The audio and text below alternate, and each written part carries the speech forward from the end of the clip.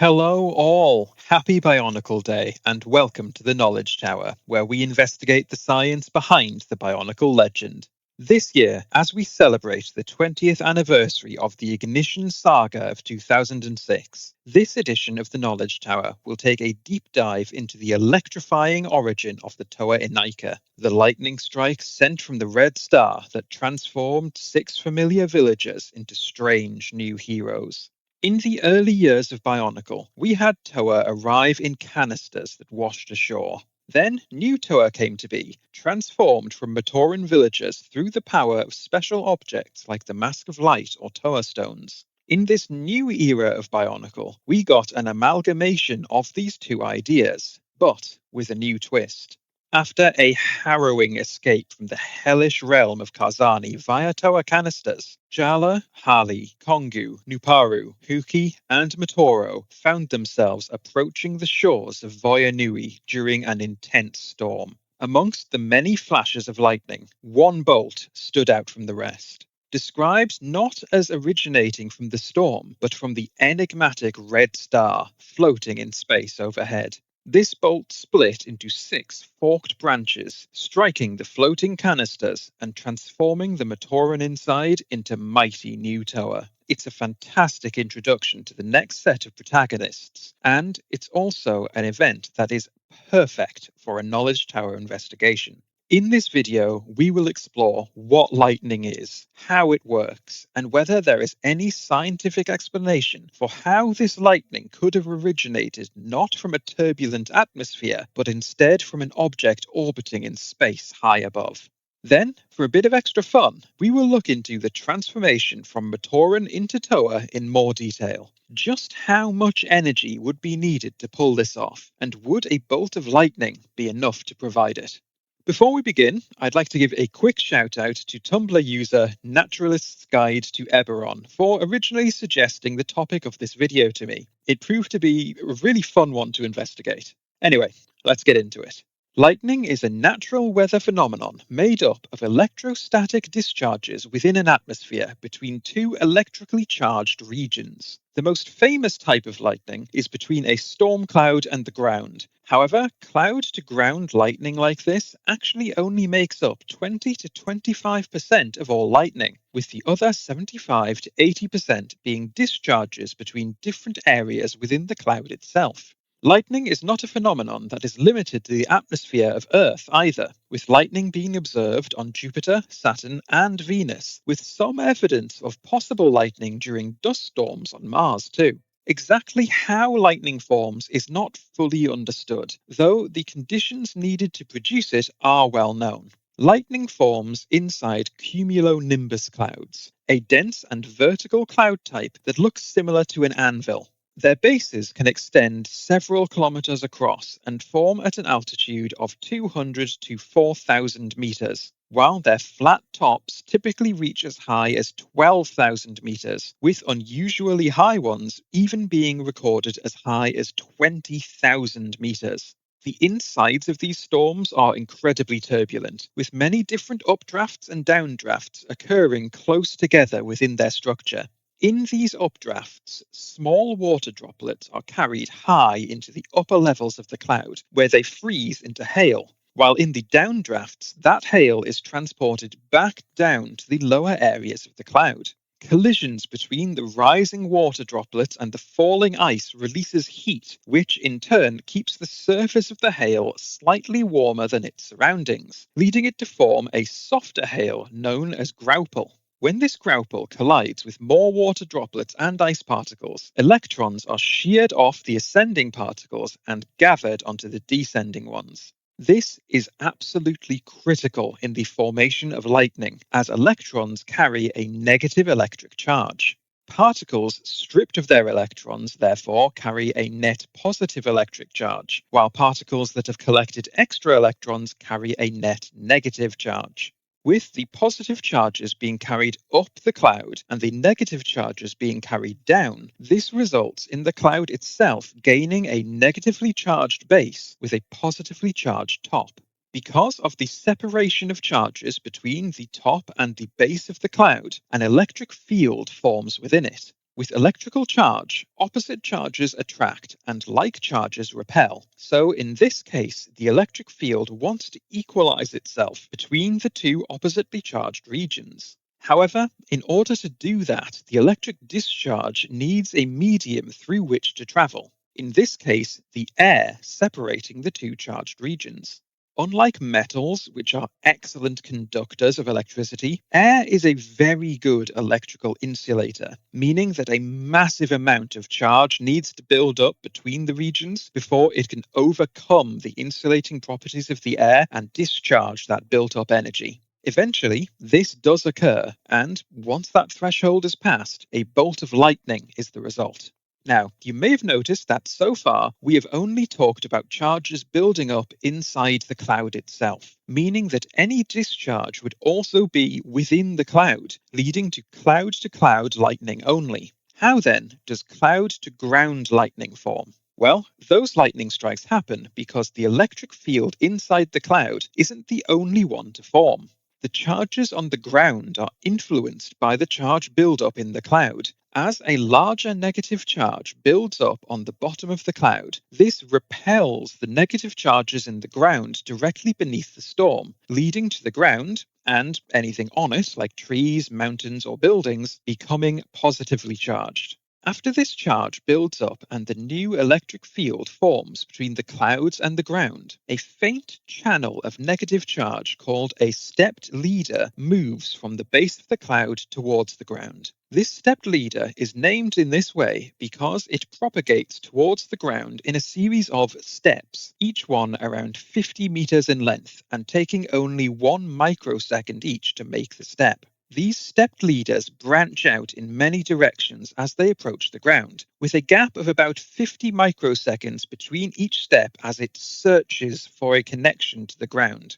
If no viable route is found, it takes another step. As it approaches the ground, the strong negative charge it carries repels the negative charges around it, while at the same time attracting a large positive charge in its direction. This influx of positive charge creates mirror channels from the ground up of positive charge known as streamers. If a new step of the stepped leader makes a connection with a streamer, usually at a height of around 30 to 100 meters, a connection between the cloud and the ground is established, allowing a rapid series of events to unfold over the next 100 microseconds that we perceive as a lightning strike. Once the connection is established, the negative charge flows down the established channel. Then a wave of current known as the return stroke shoots up the channel from the ground with a current on average of 30,000 amps. It is this powerful return stroke that produces about 99% of the light of the flash that we perceive as lightning, meaning that the majority of what we see as lightning actually moves up into the sky, not down to the ground. It simply happens so quickly that it appears to be the opposite to our eyes. One thing that you may have noticed from all of this is that this all occurs between the lower portion of the cloud and the ground, something which leaves us with a very large gap to fill to explain how the lightning of the 810NICLE was able to originate from the red star. Before we get into the question of lightning from space, is there anything that can help us at least partially bridge that gap where a ground strike can be generated from further up within the atmosphere? Well, it turns out there is. The process that we have explored so far has described negative lightning, where there is a transfer from the negatively charged lower portion of the cloud down to the ground. However, there is a rarer form of lightning, making up only about 5% of all air-to-ground strikes, known as positive lightning. This is lightning that instead originates from the top of the storm cloud where the positive charge builds up. It follows the same process as previously described, only this time the stepped leader is positively charged while the ground streamers are negatively charged. And so they produce lightning where there is a net transfer of positive charge to the ground instead.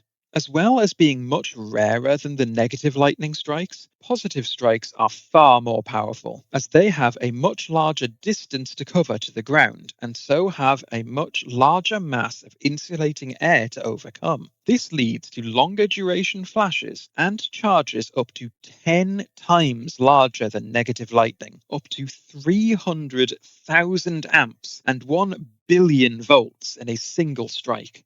As covered earlier, the tops of cumulonimbus clouds are far higher in the sky, up to 20,000 meters. But this is still a far cry from the boundary of space itself, which on Earth is defined as being at 100 kilometers above the surface, 5 times higher than the top of these clouds. And that is just the distance to the boundary of space itself. The actual red star would be much further away than this, most likely being high up in a stationary orbit, given it appears to always remain hovering in the sky in its in-story depictions. While the exact distance would be different to a stationary orbit distance of the Earth, given that Aqua Magna has a different size and gravity, we can still use the stationary orbital distance of the Earth as a good comparison, with that being a massive 35,786 kilometers above the Earth's surface. Could there ever be a scenario where a lightning strike could cover such a distance? Well, the short answer is no. But the distance isn't actually the deciding factor here. Sure, distance does play a major factor in the nature of lightning, given that over longer distances, lightning is far more likely to be in the cloud-to-cloud form than the cloud-to-ground form that we need. But the real deciding factor here is that lightning simply cannot travel through space. While we've talked about air being an electrical insulator in this investigation, once a high enough threshold of charge is reached that this factor can be overcome, it is still the air that acts as the medium through which the electricity flows. Space, being a vacuum and all, has no medium through which the charge can flow, and therefore there can be no lightning that originates from space. But that does not mean that all hope is lost for the red star lightning scenario. Like I said near the start of the video, not everything about lightning is fully understood. One of the major factors that is still being investigated by scientists is the exact mechanism through which the system is given that final kick in which it overcomes the insulating properties of the air and the stepped leader begins to form. One theory on how this kick is achieved is via cosmic ray showers. These are cascades of subatomic particles and ionized nuclei produced in the Earth's atmosphere by cosmic rays. High-energy particles such as protons that move through space at nearly the speed of light that originate both from the Sun and from events such as supernova explosions from both within our Milky Way galaxy and even beyond it. These cosmic ray showers can provide an ionized path within the cloud that provide an easier channel through which the discharges can propagate, making it easier for the lightning to overcome the insulating properties of the air. Crucially, for our purposes, cosmic rays allow for a connection across the vacuum of space between the red star and the atmosphere of Aqua Magna, allowing the scenario of the Toa Anika's origin to play out. My theory is it went something like this. As the Toa canisters containing the destined Matoran approached the island of Voyanui, a powerful thunderstorm raged overhead. The red star, detecting that it was the destined time for these Matoran to become Toa, generated a stream of cosmic rays aimed squarely at Aqua Magna. These high-energy particles streaked across the gulf of space at near light speed, striking the atmosphere of Aqua Magna in just the right way to generate a cosmic ray shower. That shower of subatomic particles then gave the built-up electric charges within the clouds just the right kick to trigger lightning. Lightning that struck at just the right time and at just the right spot to deliver the energy to transform Jala and company into the new heroes that Voyanui desperately needed. Now that we know the mechanism through which it was achieved, we need to turn to one final question. Could a lightning bolt deliver enough energy to transform 6 Matoran into Toa? Toa are, after all, far larger than the Matoran they once were. Could lightning really deliver enough energy to account for such a large change in mass? We know through Einstein's most famous equation, E equals mc squared, that energy and mass are two sides of the same coin, with the amount of energy contained within a mass being equivalent to that mass multiplied by the speed of light squared. So, how much additional mass are we dealing with, and could the energy of a bolt of lightning cover that amount? In my previous mass of a TOA investigation here at the Knowledge Tower, I had already come up with a mass for a standard TOA to use in future calculations, with that mass being 254.86 kilograms. We can now use the same methodology to find the mass of a standard Matoran, and then use the differences between that mass, multiplied by 6, to find the amount of increased mass we are dealing with across the full INICLE team. For our Matoran stand-in, I used the 2003 Jala set. I then used my tried and tested method to find his in-story mass. To summarize, that method involved finding the volume of the set using water displacement, converting that to the equivalent volume for Jala's canonical size using a set-to-story conversion factor, also worked out previously, and then working out his mass from there by using known substitute densities for his organic and metallic components.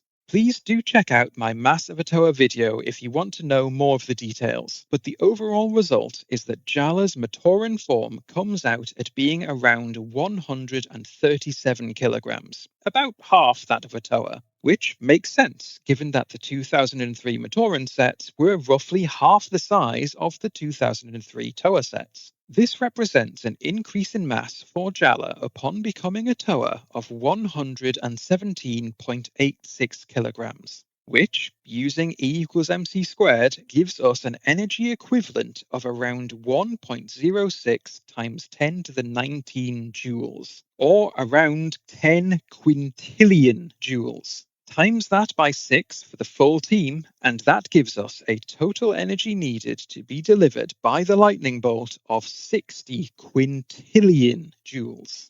Even before looking up the energy of a lightning bolt, I knew we had a problem here. A single bolt of lightning contains approximately 5 billion joules of energy, roughly 13 billion times less energy than we need. According to data from NASA, Earth experiences approximately 40 lightning flashes per second. This means that this one strike on Aqua Magna would have needed to deliver the same amount of energy as every single lightning storm on Earth for 10 years. And that is only if 100% of the energy in the strike was converted into the new mass for the TOA's bodies. It would actually need to be even more if we consider that some of that energy would be lost to heat, light, and sound as the bolt travels through the atmosphere, producing the visible flash and the rumble of thunder. I certainly know how to end these investigations with a bang, don't I? Well, that's it from me this year. For those of you watching live on stream, I hope you enjoy the rest of the amazing content BIONICLE Day 2026 has to offer, and that you will join me again soon for another BIONICLE Science investigation here at the Knowledge Tower.